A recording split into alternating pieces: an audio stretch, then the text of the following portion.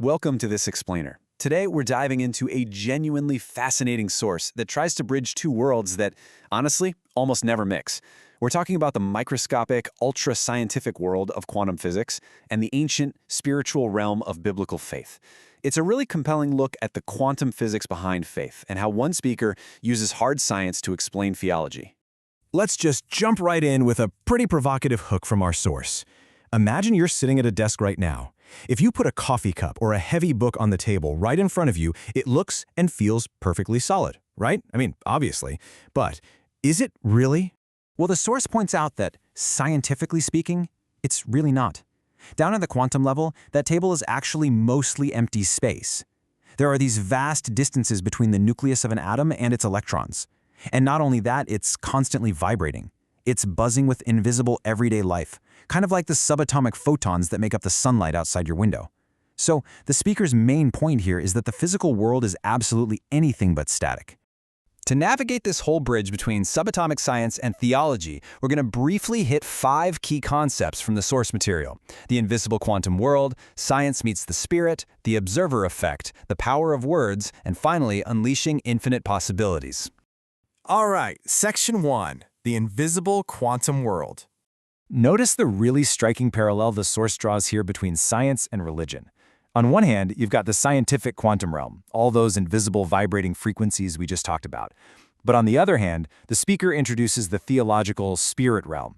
According to the source, this spirit realm is basically an unseen parallel plane. We're talking angels, eternal life, spiritual beings, all operating on a completely different frequency that we just can't see with our physical eyes. The speaker argues that this unseen spirit realm is actually the creative source of all physical matter. They assert that when God said, "Let there be light," spirit words literally created physical matter right out of thin air. Moving on to Section 2, Science meets the Spirit. So, to illustrate this merger, the source shares this absolutely fascinating alternative translation from a Hebrew scholar. Now, you've probably heard the biblical account that God created humans from the dust of the earth, right? Well, this scholar argues that the word dust is actually much better interpreted as the minute particles of the totality of all that God is. Wow. The speaker uses this to claim that humanity was crafted directly from divine quantum-level particles, literally tying our very human existence to the subatomic fabric of the universe. Let's look at Section 3, the observer effect.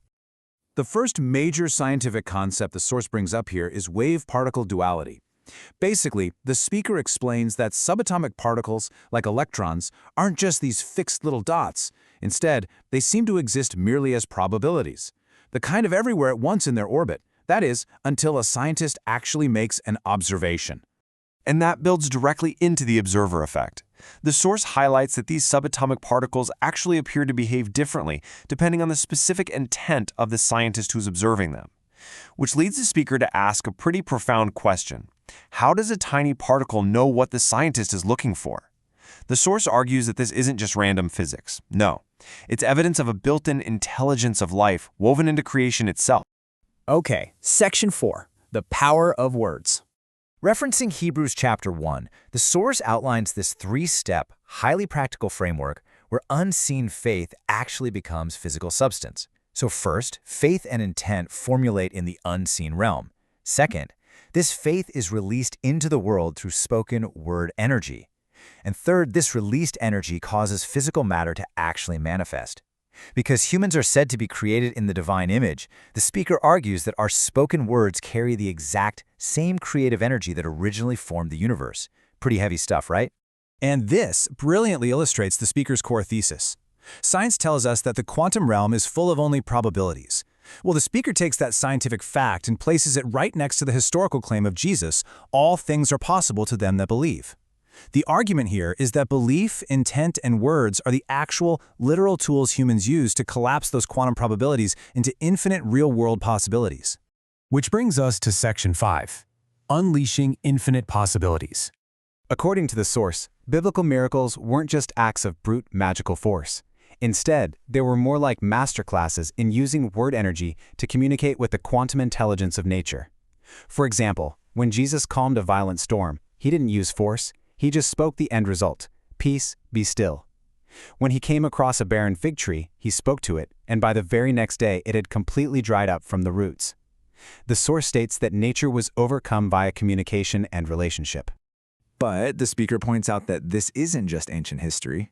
Injecting some much-needed relatable humor here, the source describes that all-too-common experience we've all had, getting incredibly mad at a malfunctioning piece of technology and shouting, "This stupid thing, this is the worst cell phone I've ever had."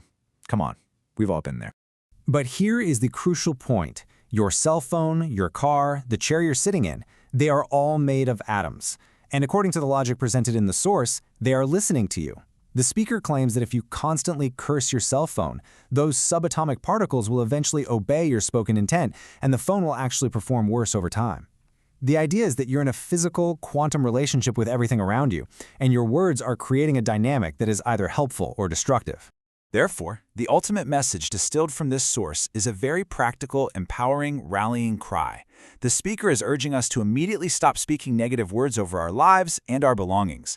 Instead, we should align our spoken intent with positive promises, take the limits off what we believe is possible, and consciously tap into the infinite possibilities of the quantum realm. The underlying philosophy? You choose what you create every single day through the words you speak. And that brings us to the end of our explainer. Regardless of where you stand on this intersection of quantum physics and biblical theology, the source leaves us with one incredibly powerful question to consider the next time we open our mouths. If your words truly have the power to shape the quantum world around you, what will you create today?